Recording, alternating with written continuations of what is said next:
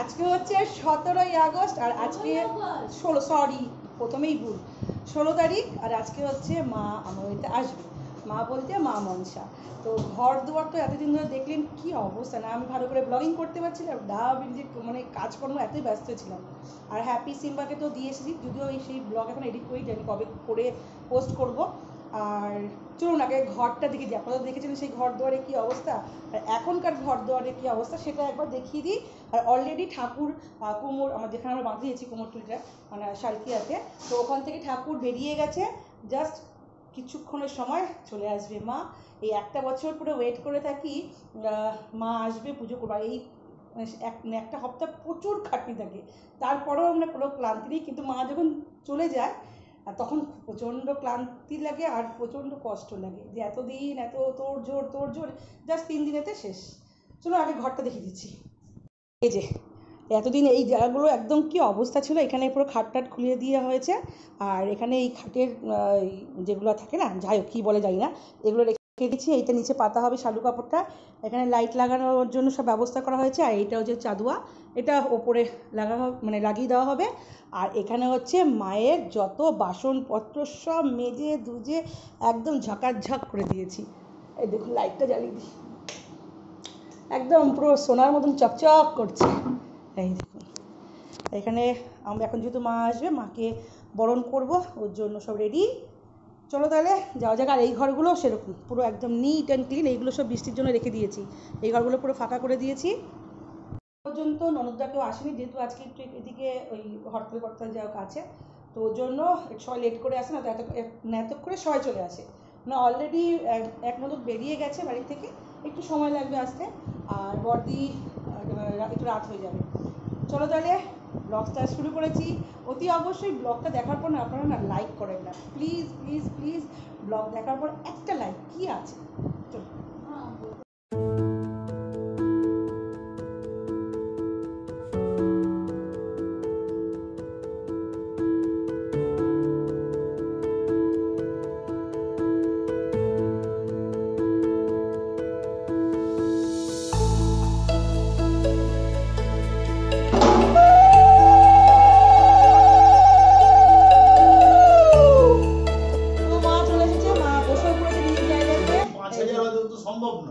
যে মা বসে পড়েছে, এখনো পর্যন্ত মায়ের অধিবাস শুরু হয়নি।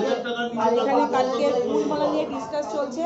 আর বাড়িতে চলে এসেছে, এতক্ষণ বাড়িটা পুরো ফাঁকা ফাঁকা লাগছিল, চলে এসেছে মেজো বড়, এখানে বড় আছে, আর এটা হচ্ছে দাদা আর এটা তো জানেন। আর এদিকে আছে হচ্ছে মেজি এখন ফ্রেশ হতে যাচ্ছে। আরে হ্যাঁ রে বাবা। আর ওদিকে বৌদি আছে, আর হচ্ছে ভাগনা বউ আছে। আর এখন মেয়ে গেছে হচ্ছে একটুখানি পার্লারেতে, তো হেয়ার ওয়াশ করাতে পারিনি বলে, ঘরেতে করতে পারিনি বলে ওর জন্য গেছে পার্লারেতে। আর ভাগ্নির মেয়েও এসছে কটক থেকে, তো ওরা থেকে এখন দেখতে পাওয়া যাবে না। যাই হোক এখন ঘরে পুরো জমজমাট, সবাই এসে গেছে, আর চিন্তা নেই। আর আমি একটু এখন যাবো হচ্ছে, এসির জলটা না পুরো ভরে গেছিলো। এক সেকেন্ড। আর আমি যাব, এখনো নেমন্তন্ন বাকি আছে, 2-3টে ঘর বাকি আছে এখনো নেমন্তন্ন করতে যাবো, ওই জন্য জামাটা চেঞ্জ করিনি। আর এখান থেকে মেজি বলতি এসে গেছে, ওরা ম্যানেজ করে নেবে, এসে তারপর রাতে রান্না করে সবাই বললো ভাত খাবে, ব্যাস ওটাই হয়ে গেছে তো। আর এই যে আমার বড় ননদের শরীর খারাপ হয়ে গেছে, ও দি ওটা জ্বর। আর এই যে ভাগ্নি বউ বর্দির জ্বর হয়েছে, ওর জন্য বর্দি শুয়ে আছে। আর হচ্ছে মানে মেজো জামাইবাবু আসেনি, ওনার শরীর খারাপ। তো চলো তাহলে এখন জমজমাট, একটু পরেই অধিবাস শুরু হবে, তার আগে আমি নেমন্তন্নগুলো সেরে আসি, এসে তারপর অধিবাস হবে রাত্রেবেলা জমজমাট খাওয়া দাওয়া, যদিও আলু শুদ্ধ ভাত, ব্যাস এইটুকুনি। চলো বেরিয়ে গিয়ে নেমন্তন্নটা সেরে আসি। ঘড়ি কাটা এখন বেজে গেছে 9:30, আর সব নেমন্তন্ন হয়ে গেছে। আর এখন যাচ্ছি ঘরেতে, মনে হচ্ছে ঠাকুরমশাই চলে এসেছে, ঢাক বাজছে, অধিবাস মতো শুরু হয়ে গেছে। এবার যাবো গিয়ে হাত পা ধুয়ে অধিবাস, চলো আপনাদেরকেও দেখাবো অধিবাস। এই নেমন্তন্ন না একটা বড় দায়িত্ব রে, ওই যে ঢাক বাজছে, এই ঢাকের আওয়াজটাই আলাদা একটা। 1 বছর ধরে অপেক্ষা। চলো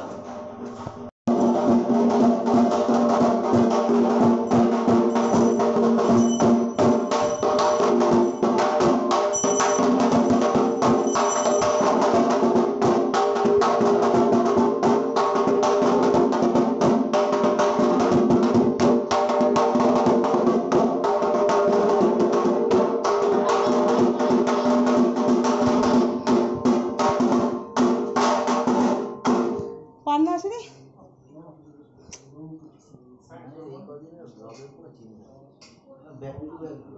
আরে ব্লগ এডিট করতে পারছি, রাত্রে করে দেবো।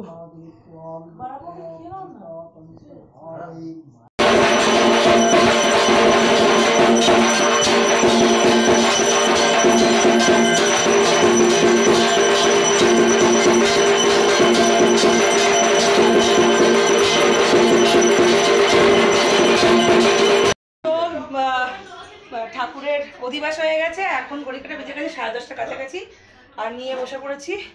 সকাল থেকে কিছু খাইনি, এই সোয়াবিনের তরকারি, আলু সেদ্ধ, ঘি, আর এখান দিয়ে অলরেডি সবাই খেতে বসে গেছে। আর ব্যাক ক্যামেরা করি। আর এখানে সবাই বসে পড়েছে খেতে, যে মেজদীপ, নতুন বউ, আরেকজন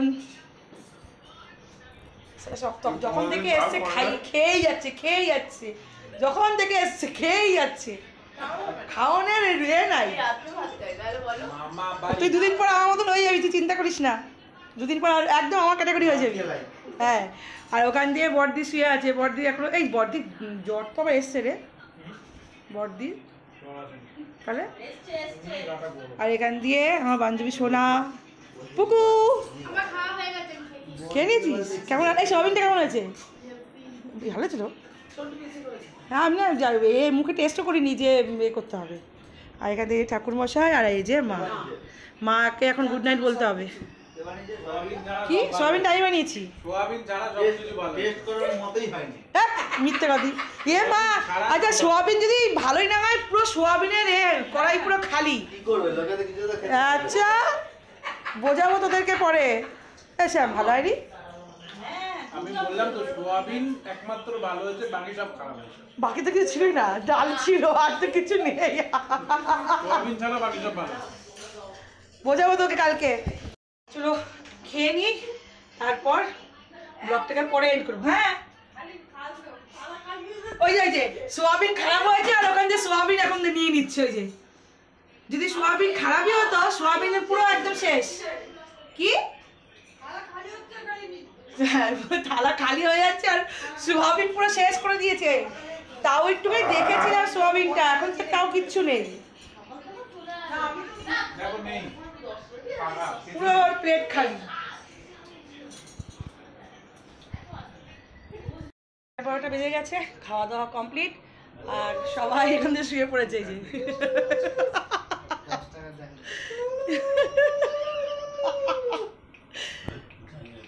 ইয়ে মা, তো এখন এখানে সবাই শুয়ে পড়েছে, আর এখান দিয়ে হচ্ছে আমরা শোবো।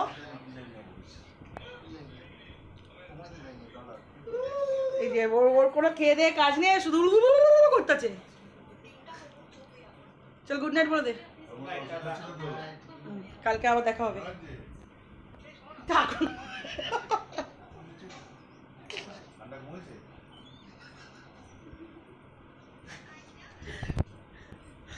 চলো আজকে তো এইটুকুনি, দেখা হচ্ছে আবার কালকে নতুন একটা ব্লগে। চলো বাই, গুড নাইট।